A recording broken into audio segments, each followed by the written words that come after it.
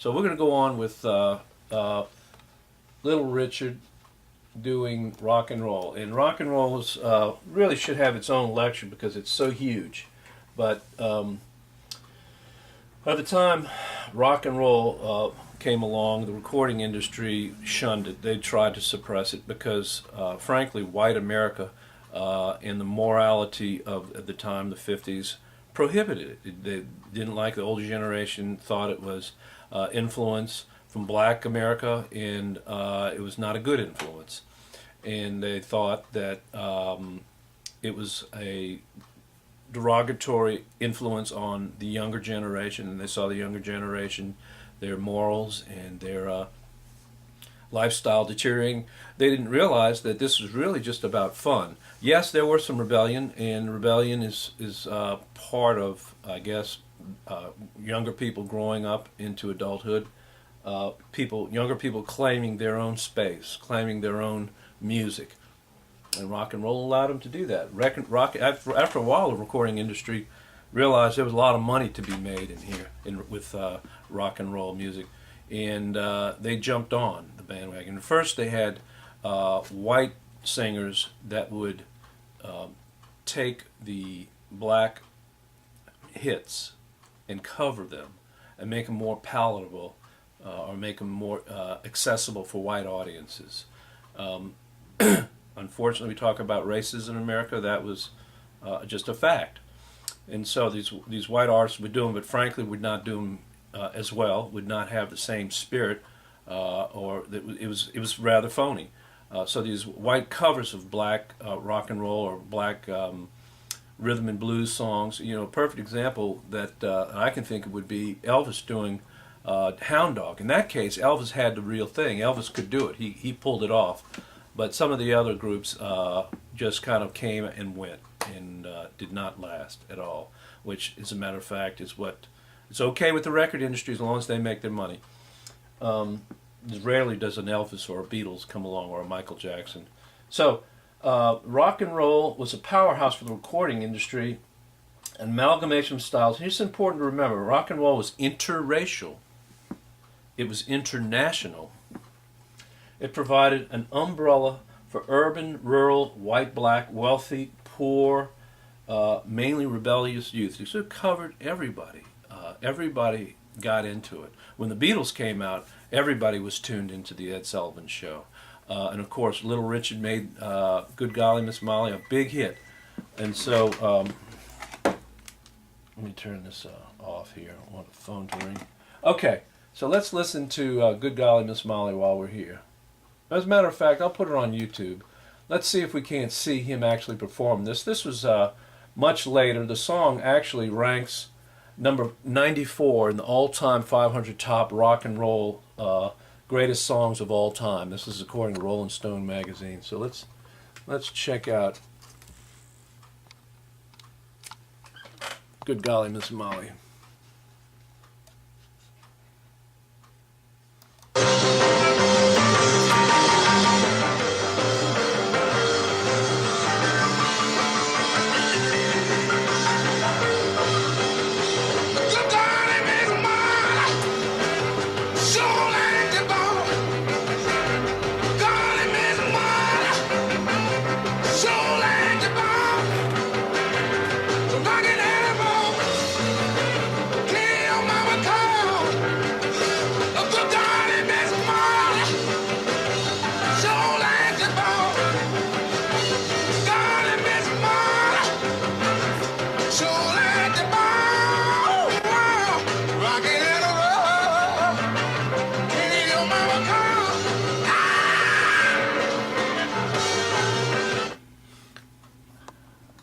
(1956). Let me get back a little bit here. 1956. That doesn't look like 1956 to me, and of course it's not. But the song was released then, and of course he rode a wave of popularity that would extend on into however long. I think he's actually still alive, and whether or not he's performing, I don't know. But the quintessential rock progression. Let me show you what I mean.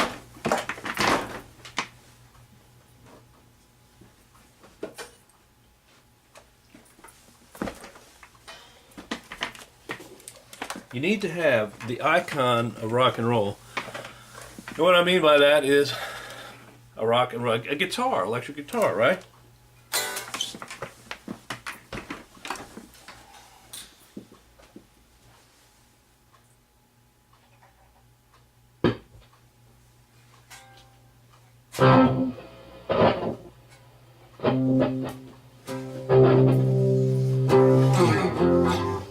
Okay, so he's playing in the key of G, and he's doing blues. It's a standard, we've talked about this already with Stormy Monday. And you're going to play the one chord. I don't have it on my board here, but see if you can remember this. The tonic chord is G. What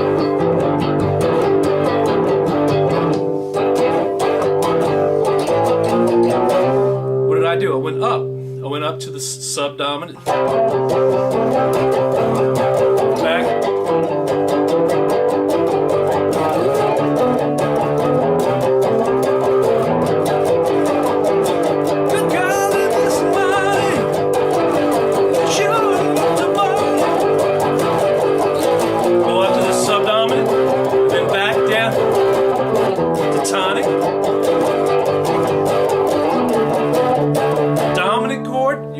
Dominant chord for two measures, one measure really, back down, and everything starts over again.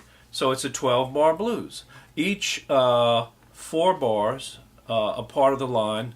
Good golly, Miss Molly, I don't even know the lyrics. You sure like the ball. Good golly, Miss Molly, repeat that. You sure like the ball, and then of course the book doesn't have the lyrics. When you rock and roll, and then everything revolves around those lyrics. It repeats over and over again, and he'll probably take a piano solo. Here's, let me see, here's Little Richard doing another one, and Lucille, let's check this out.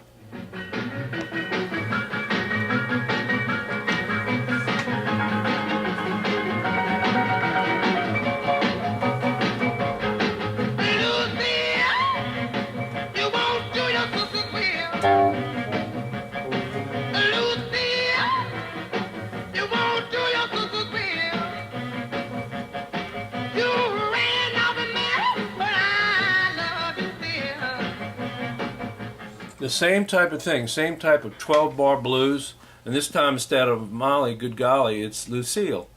As you see, Little Richard knew how to play up the audience. Standing up playing the piano, he's got his band all wearing white jacket suits. He's got his hair done up, even then in the 50s, and this was really, really special. People loved it. It looked like Little Richard had it all going. And that's exactly what he wanted. The beat is strong, the music is simple, the song is really kind of just a shout. It could be in the fields of African slaves working in the fields. You can hear the direct connection.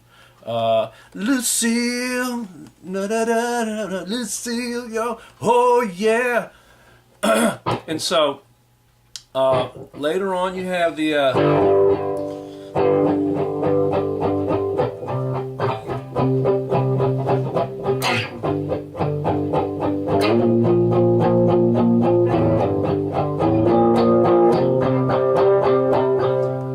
doing that song. What's it called?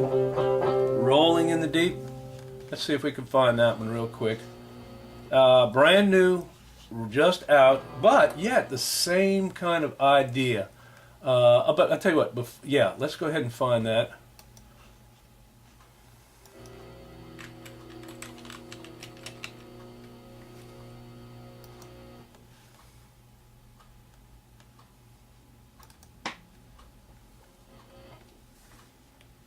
Let's see if we can listen to how it's put together. That's the idea here.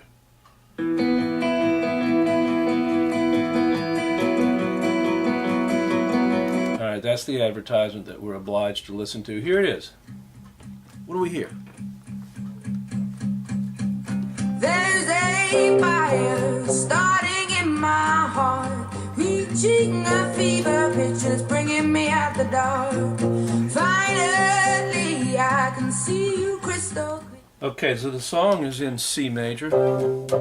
Starts out with an acoustic guitar just playing a simple eighth note drive driving beat. Goes down to the tonic. Here's a flat blues 7. Back to dominant 7. Back to tonic.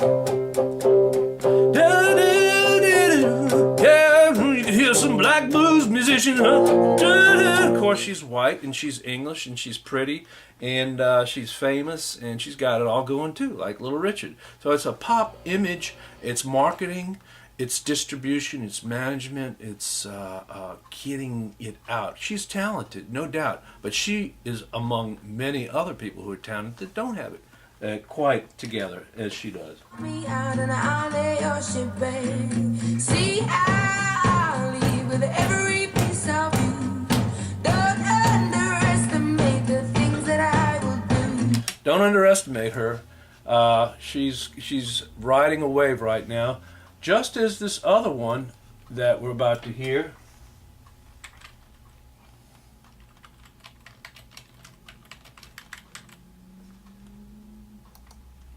Who has it riding right now. And both of these singers are actually not American, but they're riding a wave of American popular music that has been established by their forebears way I've been before. everywhere, man, looking for someone who can please This is me also in and C. love me all night long. I've been everywhere, man, looking for you, babe. Looking for you, babe. You don't have to do anything. Sit in your car. They do it all. Where have you been? One of the things, 'Cause I never see you.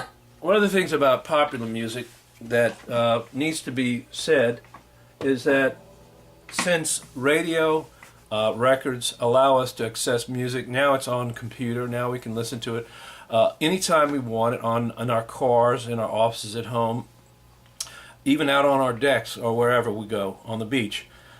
Music will follow us. It encourages a passivity.